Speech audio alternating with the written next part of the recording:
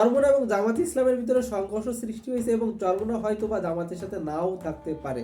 তবে চরমোনা কিছু কিছু আজগবি বা এমন কিছু কিছু চাইছে যেগুলো আসলে খুবই হতাশাজনক। যেরকম ঢাকা 11 প্রার্থিতা চাইছে তারা, কারণ সেখানে দেওয়া আছে ইতিমধ্যে নাহিদ ইসলামের, যিনি এনসিপির প্রধান। সো এমন একটা গুরুত্বপূর্ণ সিট এখন চরমোনায় চাওয়া একদম বোকাস। এবং সে সাথে এমনও জানা যাচ্ছে যে তারা খুলনার একটি আসনও চাইছে, যেখানে মৌলানা গুলাম পরোয়ারের সিট থেকেও তারা হয়তো বা আসন চাইছে, যিনি কিনা জামাত ইসলামের সেক্রেটারি। সুতরাং এটা কতদূর স্ট্রং জানি না, তবে যদি এমনটাই হয়ে থাকে তাহলে আমি মনে করি যে চরমোনার সাথে জামাত ইসলাম তাদের সম্পর্কটা বা জোটটা ভেঙে ফেলানো উচিত। কারণ চরমোনা তাদের যে ভোট আছে বা তাদের একটা গ্রহণযোগ্যতা আছে বাংলাদেশের রাজনীতিতে, তবে আমি মনে করি না ততটা ইফেক্টিভ আছে যে তাদেরকে আসলে যেভাবে মূল্যায়ন করা হচ্ছে। কারণ তারা অনেক সময় শেখ হাসিনার সাথে আত্মত্যাগ করে বিগত দিনগুলো চলছে।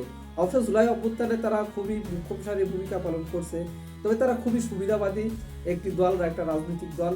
তবে জামাতের মতো রাজনৈতিক দলের সাথে তারা যে পরিবেশে যে অবস্থাতে আচরণ করছে, এটা আমি মনে করি না যে একদম শোভনীয়।